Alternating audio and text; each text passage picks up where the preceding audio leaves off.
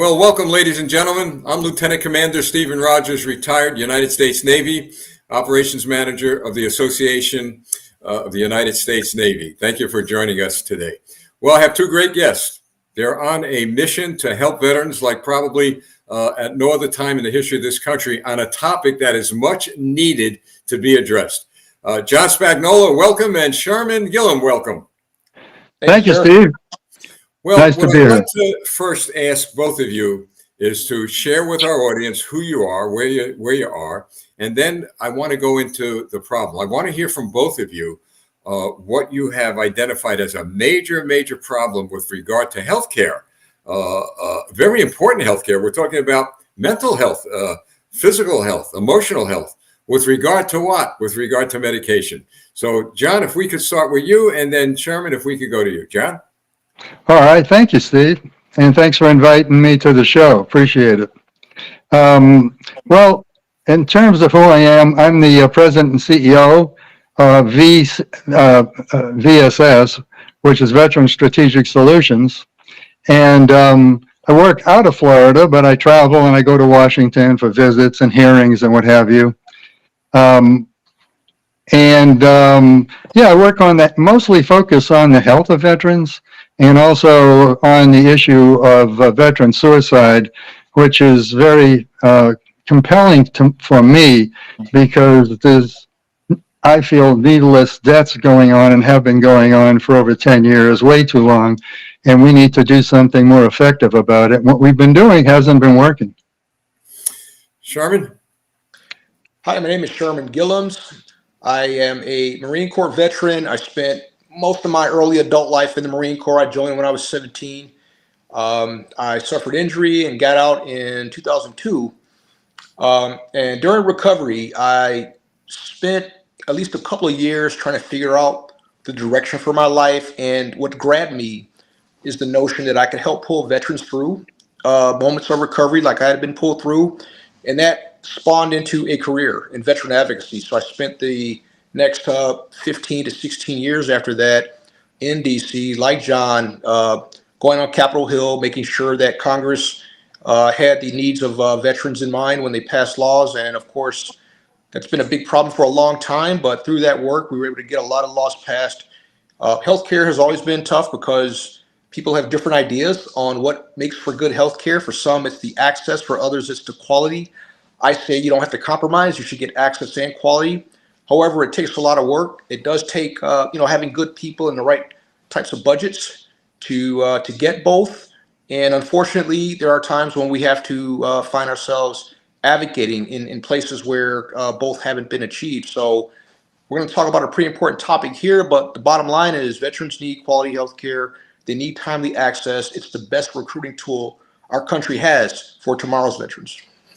You know, you've hit upon something here that I've discovered since I've spoken with both of you in the past by speaking to a lot of veterans who are getting treatment. And I'm finding that there's a common thread that they're getting treatment, but the doctors, the healthcare workers are not being very transparent with them with regard to taking medication and what are the after effects? What are the side effects? I've got to tell you, what's very troubling is that a lot of these individuals are suffering from depression, which is resulting in domestic violence. They just don't know how to handle these problems. Not only do the veterans who are suffering from these tremendous problems, the spouses are, the families are. So let's talk a little bit about that. Let's talk about what both of you gentlemen have discovered and what you see as a major problem that we need to address. And if we could start with Sherman and then go to John. Part of it starts with culture. Those of us who go into the military are used to being injected with a lot of needles and given a lot of medications without asking questions about what's going in our bodies. And that's the nature of the beast. However, we found out during Vietnam that things like Agent Orange and during the more recent conflicts, that things like burn pits has a long-term deleterious effect on the health of people, and things like inoculations for malaria. So we've had a longitudinal view of what these can do. And when people weren't allowed to ask questions, it was one thing when you're in uniform. However, when you get out of the military, you go to a VA, you're not expected to consume these drugs and all these things that are ostensibly given to help you heal without being able to ask questions. And a lot of times it seems like it takes a college degree to understand what it is you're looking at. And that's the problem, because we're talking about medications that have a lot of side effects that are in some cases worse than the thing being treated. All right. And I think that when we have a system where you've fragmented the care out into the private sector and you've got all these different people touching you and handling your care, it becomes exponentially harder to understand what it is that you're putting in your body. John, you several times mentioned suicide. And I find it fascinating because there appears to be an epidemic of suicide across this country. And it seems to be linked, and I say seems to be because I don't have the facts what you do. A lot of it seems to be to the medication that these individuals are getting for certain types of diseases or illnesses, and they're not being told what these medications actually do, and worse off, what side effects they will suffer from. So, John, it seems like they're taking medication for a specific illness, and then they got to get another medication to overcome the side effects of the original medication. Have you found some of that in your research? Yeah, by the way, that's a great observation on your part. What we're up against is veterans are very trusting. You know, they take orders because that's the mindset, of course, when you're in the military. So they're vulnerable. And, they may be warriors, but that doesn't mean they necessarily understand their rights or, what is mandated to protect them in their rights. And if you have a veteran and he has symptoms, whether it be something along the lines of PTSD or TBI or anxiety, depression, some of the other side effects can be hallucinations and suicide and even homicide. But the veteran's unaware of that. I mean, for the most part, with I'd say over 95% of the veterans I've spoken to, they don't really know the side effects, and that's the problem. It's mandated that the veterans fully understand what the side effects can be before they take a prescription drug. And it's also mandated that they understand that not only do they know the side effects, but they know they have treatment options like chiropractic or acupuncture, canine therapy, hyperbaric therapy. There's a whole host of them, even simple treatments such as exercise therapy, art therapy, music therapy. They have really little idea at all that they have options or that the side effects really exist. And that's the concern, because if you have an unprepared veteran, he takes a medication, doesn't realize that maybe, the thoughts he's having are coming from the medication, such as maybe he's anxious, maybe he's depressed, maybe he decides that life's not worth it anymore and he wants to off himself because he feels so bad, but doesn't realize that, for instance, suicide is the first side effect listed on what they call black box medications, which is your high risk medications. And if he doesn't know that, and he, for instance, has samples or experiences, hallucinations, or even the idea of killing himself, he might think, I'm broken, I'm a burden. And, a veteran, these are warriors, fine-tuned warriors. And the last thing you want to do is to not provide them all the information. Because if in fact they think they're broken, that could be a reason for ending their lives. And so I think it's more important than anything, foundationally, and I think we're missing this in the system, that the veterans understand the side effects and they understand that they have treatment options so they can determine. And remember, this is not a doctor choice. This is a veteran choice. It's his decision. But he can't make a decision or a logical, sane decision if he doesn't have enough information. So that's why, we're advocating that veterans receive written informed consent, which means the doctors have to get them to sign a form, very simple, and it says, I have been told both the side effects of the medication and that I have treatment options. And at least he'll be aware that there are side effects and there are treatment options. And he's not necessarily aware of that otherwise. You know what, gentlemen, what I find incredible, and I'm sure you've seen what I've seen, you're watching a TV program, there's a commercial about a drug. They're telling people walking through the bed of roses and they're having a grand time. And then the small print where you need a microscope comes up, and then you hear, well, here are the side effects, beep, bop, bop, and death. Now, who on earth really hears what the side effects are? And who on earth would take a medication that could cause death? And to your point, yeah, it should be in writing. It should be in writing, and not only the veteran, but the family should be aware of what's going on. So my next question is, why isn't it in writing? Well, let's put it this way. Number one, do the doctors have to give it orally? Are they covering themselves by saying, well, look, I already told them? But, it's the doctor's word against the veteran. There's no paper trail. So, well, that's the problem. There is no paper trail. There's nothing to monitor whether or not he was given those precautions and given his rights. Because if it's verbal, how do you monitor that? And if it's verbal, how do you enforce it? You can't. So we have to take the word of the VA that it's being provided. And I'm sorry, I like the VA. It's done a lot of great things for veterans, but right now that's violating the inalienable rights of the veterans to be informed. And remember, veteran has to be informed in a language that he understands. You can't throw an insert at him or a bunch of technical jargon. That's not per the Veteran Health Administration handbook. It's a violation, again, of his rights. Sherman, it sounds like that the informed consent should be part of what John just mentioned, a patient's Bill of Rights. I'm rather astonished that this hasn't been addressed earlier. And I spoke to a veteran's father about an hour before we came on the air. I was telling him what we were going to discuss, and he said, boy, if there's anything we need to address is what you two gentlemen are addressing.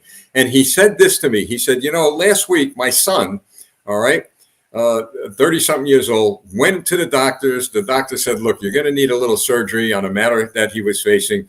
Got the surgery. Doctor gave the kid medication, right? He's not a kid. He's 30 years old, right?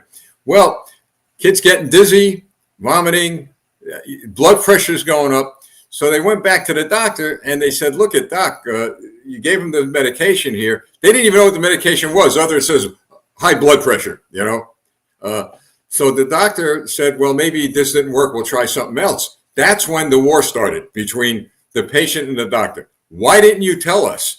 Why didn't you tell us this would be a side effect? What else is going to be a side effect? So to your point, if doctors are required to put in writing exactly what the side effects are, it may save lives. Sherman, do you find that, this would be, I don't know if it would be solving all of the problems, but this would be a big step, it sounds to me. Well, there's a lot of interests at play. The first one, and I worked for some time at the Board of Veterans Appeals. I worked appeals, and many of them were informed consent, where the claimant would say that the doctor didn't inform the veteran about alternatives to the care that was prescribed or the effects of the prescription that was administered. And in most cases, the law requires doctors to give informed consent, but doesn't really describe what constitutes informed consent. So I'd see cases where the doctor would say, I gave informed consent to the patient, and then there's this reasonable person test applied. So if a reasonable person would have assumed or looked at that consent and made an informed decision, then the appeal fails. And in some cases, the doctor didn't say anything at all or indicated in the notes, and then the veteran wins that appeal. So the standard is very sketchy, and you've got this other pressure to follow what they call the standard of care. Well, that's kind of at the opposite end of precision medicine or individualizing care. So you may have 10 veterans that all have depression, but they may have different features that require a different pathway to treatment that doesn't get considered because the doctor is going to follow the standard of care. And a lot of times, in my opinion, it's really about the short-term gains they can make from the prescription rather than the long-term impact it would have, because there's so many veterans that need it. There's just not enough time to spend with a lot of these veterans. And so if you're making it harder for yourself to treat a veteran by giving them too much information, my sense is you're not going to do that. You're going to do what's going to get the veteran out the door and get the treatment going so they can move on to the next patient. So there's a lot of inefficiencies that have a lot to do with the pressures that the systems put on doctors to get veterans in, get them whatever you can get them, to make sure that if there is a suicide, you can look at the notes and see where the doctor gave them, we try to treat them, and then it goes forward from there.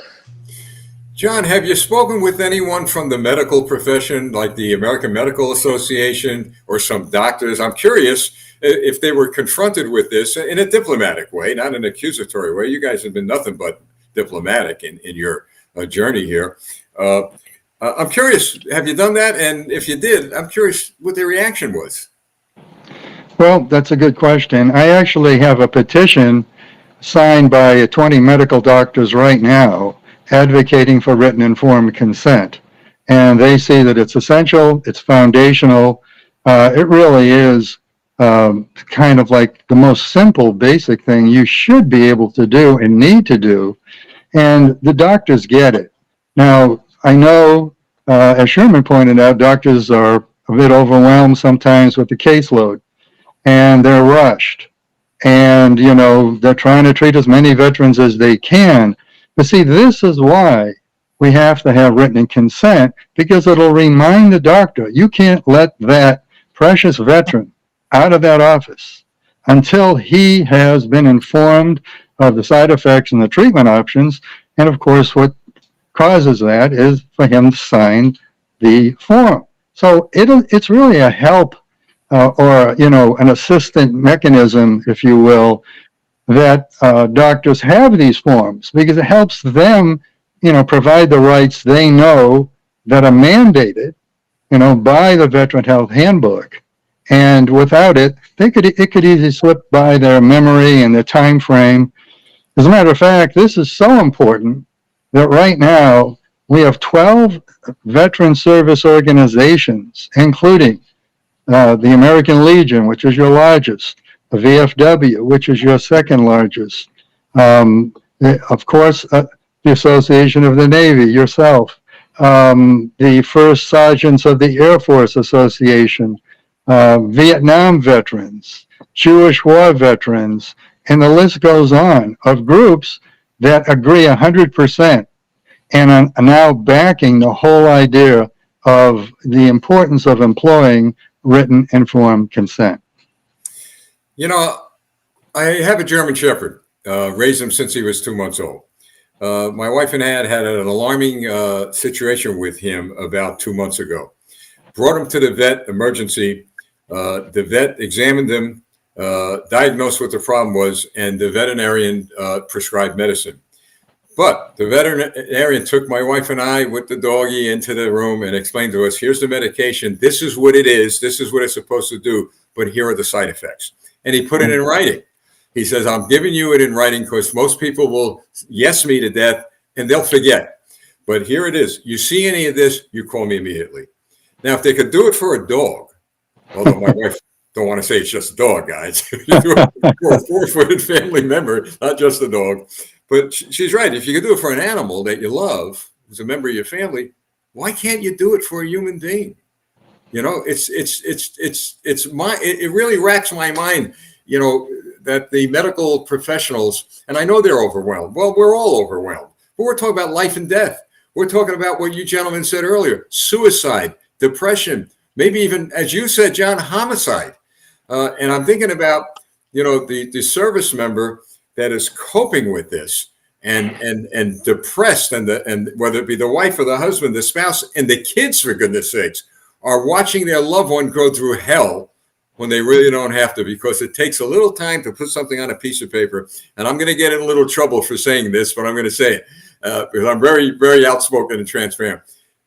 Not much time in sending the bill, guys, right? Not much time. There's always time to send that. With the veterans, I'm sure it's the VA covering it, but I'm talking about the fact of the matter is, and the point I'm driving at, there's always time, especially something as critical as this. Well, you and Sherman both brought up a vital point, and that is the family needs to be involved, and they need to be informed. And that informed consent form can be taken home and shared with the family so they're all on board together as a family unit to help the veteran get the kind of quality treatment that he deserves. And they should know, because as you're talking, John, I'm thinking about, they got these bracelets where people with diabetes or some illness has, in case they have a seizure out of the house or wherever. But when the family knows exactly what the medication will do to their loved one, and if they're out and the person does have some sort of an attack or seizure, the first thing the EMT asks you, what kind of medicine they taken? And many times they'll say, have there been any side effects? Well, if you don't know what they are as a result of the medication, guess what? You lost precious time. Sometimes I get the sense that there's this expectation that we're going to Google everything. Like if you get a medication, we'll just bring it up on WebMD and then we'll know everything. But that misses the point. We're trying to individualize care to the veterans, and veterans they're not built the same. We're exposed to things that age us a lot faster, from our brains to our joints. And so in fact, many veterans are treatment resistant to depression medication. And so when you see those trends and appreciate that this is a cohort of American society that requires a little bit more discovery in terms of what's best for them, bringing veterans along should be a part of that. But it's tough because, if veterans can read it on the internet, and why does the doctor have to sit there? And by the way, if they explain it and something goes wrong, I guess that's where the liability may be. I don't know if that's true in all cases, but it feels to me like it's almost a defensive measure. If you don't say too much, then you won't be held accountable for what you said. So always the case, insurance, etc. But as you say, we're dealing with lives. So I would venture to say that the overwhelming majority of people in this country, not only the veterans and their families, but I'm talking about the population of this country, would say, hey, listen, this is something that's needed. And not only with veterans, but how about the whole country? I mean, because it affects all of us. So there are veterans watching. There are children of veterans watching. There are spouses and relatives of veterans watching. And they must be asking the question, well, all right, we've identified the problem. And I know, and I got to tell you, I know you're working on a solution. We can't get into too much depth into how you're doing this. But what we can do is kind of touch upon how you are addressing this problem, all right, without going too far, all right? We don't want to jeopardize anything. And then what I'll do is we could certainly, at the AUSN, we'll ask people to contact us through our website that is interested in what you're doing, and we'll forward that information to you. And then you could, talk to them about this. And there are other things we can do moving forward, but you've worked so hard on this. So there's the problem. What is the solution to, the best way you could framework it, keeping it within the confines that we have? Now, people must be saying, gee, what's the big secret? Well, there's no big secret. We want to make sure that this is going to be done orderly and properly and within the framework of the, let's say, the framework of the law. Okay. And I think people will respect that. So, all right, Sherman, let's start with you. I'm a mom, I'm a dad, I'm a child, I'm listening to you. Where do I go from here? Every surgical procedure, every drug administered to your veteran, your loved one, requires informed consent. And a lot of times it's a matter of looking at the fine print in medical records to see whether your veteran was adequately informed about, and this goes beyond what's on the label. I mean, the label is one thing, that's the big pharma's obligation, but the doctor has an obligation to individualize the risk.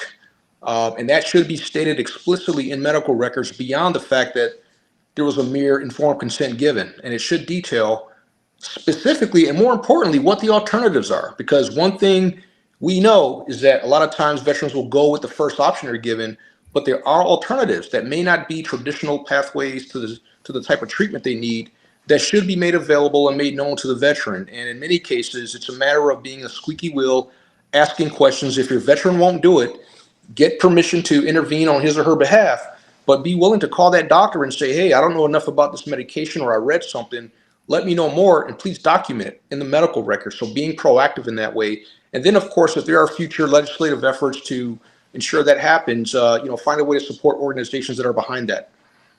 John? Yeah, I agree with Sherman 100%.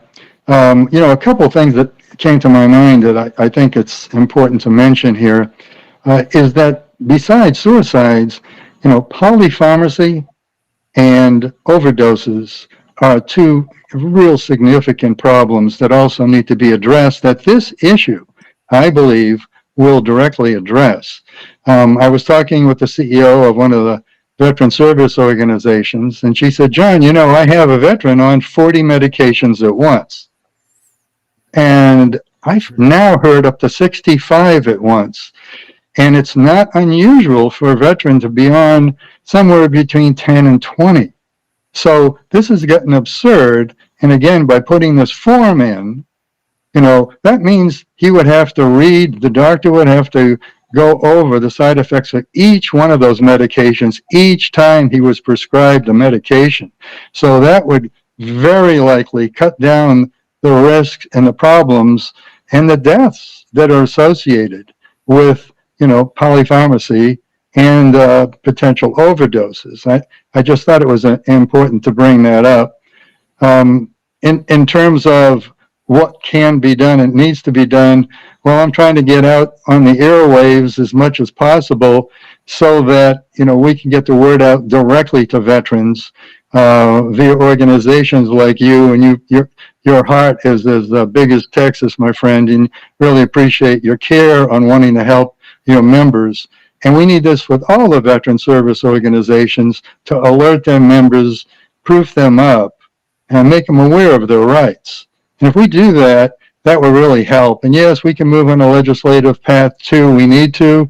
And, things are being done that I'm working on that sphere as well. But at the same point, if we want to tourniquet, let's get right to the members, let them know the truth, and let them take some actions to protect themselves. I got a surprise for both of you gentlemen. It just happens today. I'm creating our team. I always like to say our team because this is a team effort. We're creating community partnerships with the AUSN all across the country. We've just begun this. We got some pilot programs going on, business, industry, small businesses, large corporations, on and on and on. Well, today I met with a municipal government Department of Health, and I brought both of you up to the commissioner of that department and shared with them, part of the partnership that I would like to include with this particular municipal government, all the things we're doing, is something like what you're doing. And wouldn't it be great? And I believe that it can be done, that the municipal governments, especially the health departments, because veterans and family members live in every city, town, and village across America. I am so confident that they're going to jump on board and do what they could to help you. So I am going to talk to both of you again sometime this week. We'll get what you sent me, a wonderful summary, and that's something I want to get to them. But that would be the way to go too. You start getting local governments involved, and boy, they'll jump on this right away because these local government political officials, they're the closest to the people, and they really want to help out. They really want to help out, but because of state mandates, federal mandates, they're handcuffed. But I was on a city council here for 2 terms. I believe in term limits, so I was smart enough to leave. But I learned how government can work and do very good things for the people if they allow the people to drive the engine. You're the people. You're driving the engine. So why don't we get a lot more people on board? How's that sound? And can I add a thought to that? It's really the local communities that deal with the consequences, when a veteran's in crisis and there are issues at home, domestic issues. It's not the state and federal government. It's the local communities that have to bear the burden, the local police, the local EMTs, and all those people, the social workers that see it up front in 3 dimensions. It's not abstract to them. So the more we can get every level involved and interested, the better. John, any last words? Any final words? Well, I think your idea is definitely has tremendous merit, and I would agree with that. I would think it could cause a domino effect for other communities who would see maybe the statistics on some of these problems, lessening as a result.